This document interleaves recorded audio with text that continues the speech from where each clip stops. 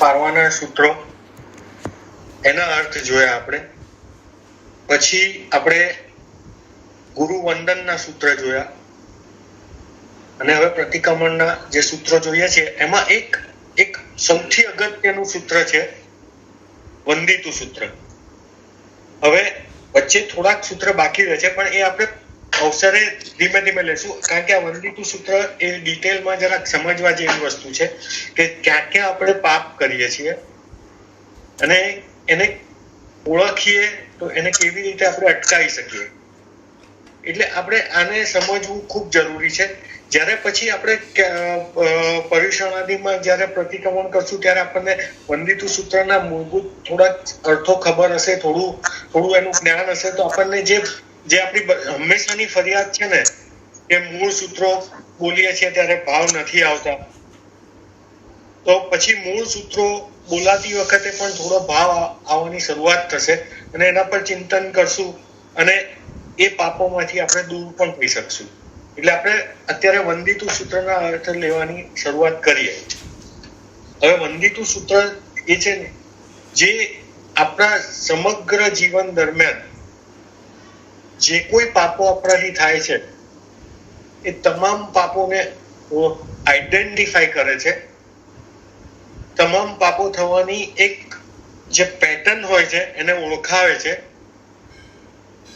અને એમાંથી કઈ રીતે દૂર થવાય એનો આપણને માર્ગ બતાવે છે. હવે દરેક પાપને ક્લાસિફાઈ કર્યા છે કે હિંસાના પાપો હોય કે અનર્થદંડના પાપ હોય, એ બધાને અલગ અલગ કરી અને એને અલગ અલગ રીતે સમજાવી અને કેટલાક એક શબ્દોમાં લાંબુ વિવેચન હોય એવું પણ બને. એટલે એ જે સમજાવવામાં આવ્યું છે એને આપણે સમજવાની કોશિશ કરીએ. એટલે આપણે જ્યારે ધાર્મિક વિધિ કરીએ, જ્યારે પ્રતિક્રમણ આદિ કરીએ ત્યારે આપણા પ્રાર્થના પ્રાયશ્ચિતો થાય. કારણ કે આપણે અતિચાર સૂત્ર છે પણ એ આપણે ખાલી મોટી તિથિએ બોલીએ છીએ, એ જેમાં ગુજરાતીમાં સમજાવવામાં આવ્યું છે. પણ એ પણ આપણે ફરીથી સમજવું પડે એમ છે, કેમ કે એ ગુજરાતી જે છે ને એ ગુજરાતી હવે આપણને આવડતું નથી. એ જે 100-150 વર્ષ પહેલા જે ગુજરાતીમાં અતિચાર બન્યા છે ને એ ગુજરાતી અત્યારે સમજાય નહીં એવું છે તમને. એટલે હવે તો મૂળ સૂત્ર જેવા જ થઈ ગયા છે અતિચાર સૂત્ર પણ આપણા માટે તો, કારણ કે આપણી ભાષાની ડેપ્થ જતી રહી છે. એટલે હવે આપણે આજે આ વંદિતું સૂત્રના અર્થ સમજવાની કોશિશ કરીએ. હવે પહેલી ગાથા જે છે, કોઈ પણ સૂત્ર બને, કોઈ પણ ગ્રંથ બને, કોઈ પણ રચના થાય ત્યારે આપણે ત્યાં આર્ય પરંપરા એવી છે કે પહેલું સૂત્ર એ મંગલાચરણ જ હોય. બરાબર? એટલે પહેલું સૂત્ર ક્યાંય મંગલાચરણથી જ શરૂ થાય. એટલે આમાં પણ વંદિતું સૂત્રમાં પણ પહેલું સૂત્ર મંગલાચરણ છે. હવે વંદિતું સવ્વ સિદ્ધે ધમ્માર્ય સવ્વ સાહુવ ઈચ્છામિ પરિકમ્યુ સાવક ધમ્માયર્ષ. એટલે વંદિતું સવ્વ સિદ્ધે, પહેલા તો સર્વે સિદ્ધ ભગવંતોને મારા નમસ્કાર હો. હવે આ સદાકાળ પ્રવર્તતું સૂત્ર છે એટલે એને સિદ્ધ ભગવંતોના વંદન પૂર્વક શરૂ કર્યું છે. હવે સિદ્ધ કોણ છે કે જેને 8 કર્મનો ક્ષય કર્યો? આપણે ઓળખ્યા, આપણા અરિહંતને ઓળખ્યા, સિદ્ધને ઓળખ્યા. હવે સિદ્ધ એટલે જેને 8 કર્મનો ક્ષય કર્યો છે એવા સિદ્ધ ભગવંતોને મારા વંદન હો. હવે આપણે જ્યારે વંદન કોને થાય? પહેલા તો કે જે આપણાથી ઉપર છે અને આપણે જે પાપ પ્રાપ્ત કરવાનો ટાર્ગેટ રાખવાનો છે. આપણા ટાર્ગેટમાં જે માણસ હોય એને વંદન થાય. આપણે સાધુને વંદન કેમ કરીએ? કે ઈચ્છવા યોગ્ય સ્થિતિને પામ્યા છે. આપણે પણ સાધુ થવું જોઈએ, દરેક જણની ભાવના સાધુ થવાની હોય માટે સાધુને આપણે વંદન કરીએ છીએ, કારણ કે એ ઈચ્છવા યોગ્ય પદને પામેલા છે. એવી રીતે સિદ્ધ ભગવંતો આપણે ઈચ્છવા યોગ્ય અથવા તો અંતિમ આપણું જે લક્ષ્ય છે, हमारा जो अंतिम लक्ष्य है वो सिद्ध होना है, ये भावना के कारण हम सिद्ध भगवंतों को सबसे पहले नमस्कार करते हैं. सो वंदितु सर्व सिद्धे, सिद्ध भगवंतों को मेरा नमस्कार हो। धम्माचार्य सर्वसाहुणम, सर्वसाहु धर्म के सभी आचार्यों, धर्माचार्य, धर्माचार्य इससे अपना मतलब हमारे यहाँ जो पद है आचार्य, उपाध्याय और साधु, तो धर्माचार्य में आचार्य भगवंत और उपाध्याय भगवंत दो आते हैं, सर्वसाहु। तो हम आचार्य भगवंतों को वंदन करते हैं, उपाध्याय भगवंतों को वंदन करते हैं और सर्व साधु भगवंतों को वंदन करते हैं। इस सूत्र का पाठ करने से पहले हम सर्वसिद्ध भगवान, आचार्य भगवान, उपाध्याय भगवान और साधु भगवंतों को वंदन करते हैं। आचार्य जो है, आचार्य कौन है? आचार्य वो है जो धर्म की धुरा को अपने कंधे पे लेके गणधर भगवंतों द्वारा प्रयोजित धर्म को जन जन तक पहुंचाने का काम करते हैं। उनका जो सारा भार है आचार्य भगवंतों के कंधों पर है, क्योंकि जो भी समस्या आती है, जो भी प्रश्न आते हैं, जो भी परिस्थितियां आती है, उनके हिसाब से धर्म को दिशा देने का काम जो करते हैं। तो आज हमारे लिविंग लेजेंड है आचार्य, क्योंकि हमारे पास अरिहंत है नहीं, अपने रूबरू में सिद्ध भगवंत नहीं है और केवली भगवंत भी नहीं है। तो अभी धर्म का हाईएस्ट पद जो है वो आचार्य भगवंतों के कंधे पे है। तो हर परिस्थिति में मार्गदर्शन देने वाले आचार्य भगवंतों को मैं नमस्कार करता हूँ। उपाध्याय भगवंत जो ज्ञान लेना, ज्ञान देना और ज्ञान का प्रसार करना, उसकी सारी जिम्मेदारी जिनके कंधे पे है, ऐसे उपाध्याय भगवंत, वो उपाध्याय भगवंत को भी मैं नमस्कार करता हूँ। उपाध्याय भगवंत सर्व समस्याओं का, सर्व प्रश्नों का और सर्व शंकाओं का जो निर्मूलन करने के लिए समर्थ है, ऐसे उपाध्याय भगवंतों को मैं नमस्कार करता हूँ। और सर्व साधु भगवंत, साधु भगवंत क्या है? साधु भगवंत एक आइडियल एग्जाम्पल है कि जीना कैसे चाहिए, जीवन क्या होना चाहिए। उनको चरित्रार्थ रूप से अपने सामने जी के दिखा रहे हैं, इसलिए हर साधु भगवंत पूजनीय है। इसलिए मैं सर्व साधु भगवंतों को नमस्कार करते हैं। और इच्छा भी परिकम्यु सावग धम्माया रस्य, मैं ऐसी इच्छा करता हूं,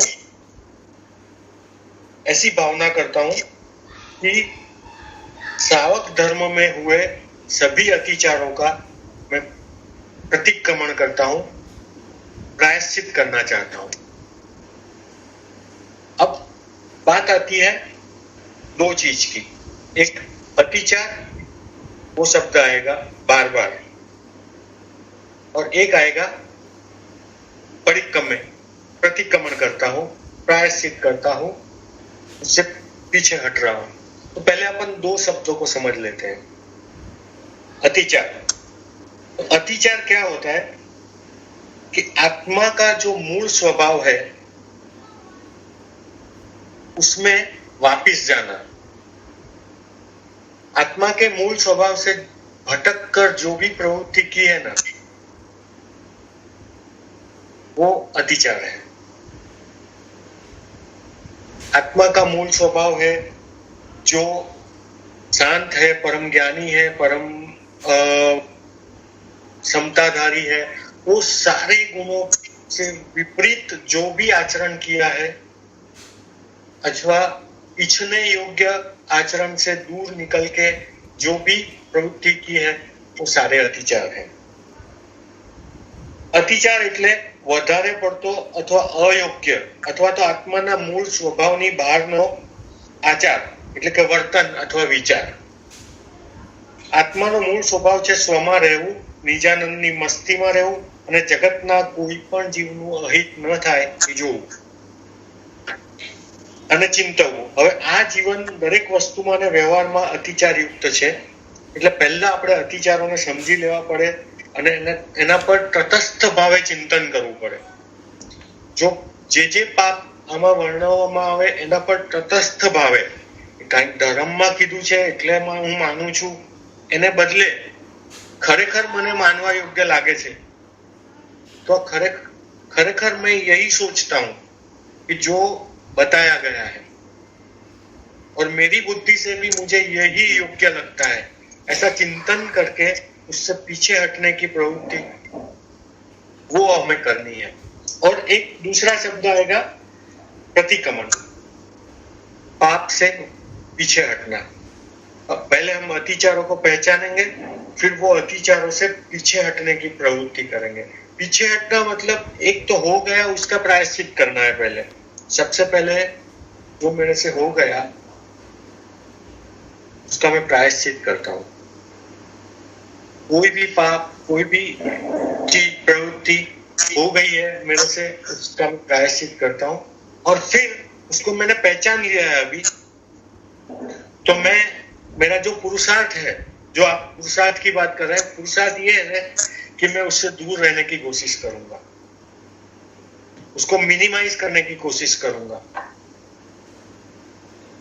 संदीप भाई एक क्वेश्चन था, ये अतिचार अनाचार दो वर्ड आते हैं, अतिचार अनाचार, ये दोनों में डिफरेंस क्या है? हाँ,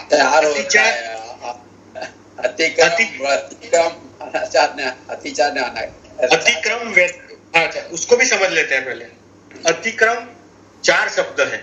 आप दो की बात कर रहे हैं, 4 है. अतिक्रम, व्यतिक्रम, अतिचार, अनाचार. अतिक्रम क्या होता है कि एक पाप की प्रवृत्ति है उसको करने की सोच करना. मैं सोच रहा हूँ कि एग्जाम्पल ही देंगे. एक पाप करने की इच्छा हुई, समझो किसी आदमी को शराब पीने की इच्छा हुई, वो घर पे बैठा है, कुछ नहीं कर रहा है, पर वो सोचता है कि आज शाम को मैं शराब पीऊंगा.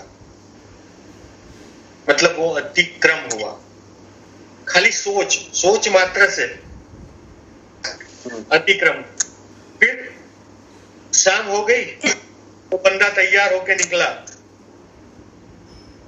कपड़े वपड़े बदल के वो मतलब तैयार हो गया कि चलो जाके लेके आते हैं. वो व्यतिक्रम हुआ. ये सारा प्रोसेस है, अतिक्रम, व्यतिक्रम, अतिचार और अनाचार. फिर वो लेके भी आया,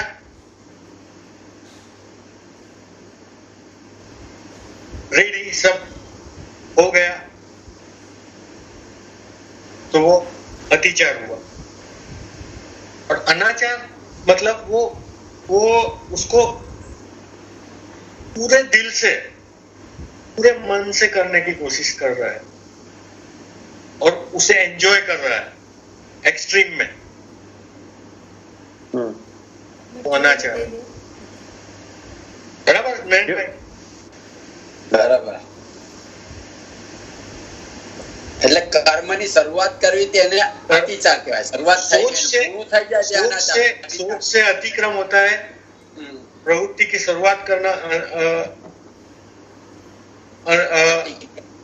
व्यतिक्रम होता है, उसको करना और उसके मजे लेना. वो 4 चीज हो गई. वैसी ही प्रवृत्ति धर्म में भी होती है. धर्म में अपन बोलते हैं ना कि मंदिर जाने की एक इच्छा की तो इतने उपवास का फल है. अपन निकल गए घर से मंदिर जाने के लिए तो इतने उपवास का फल है. मंदिर पहुंच गए, जिनेश्वर देव का दर्शन हुआ, या तो निश्चय बोल के अंदर गए तो इतने उपवास का फल है. और अपने पूजन वंदन सब किया और उसका आनंद लेते लेते बाहर निकले तो इससे इतने का फल है। वैसे जैसे पाप में है वैसे पुण्य में भी है।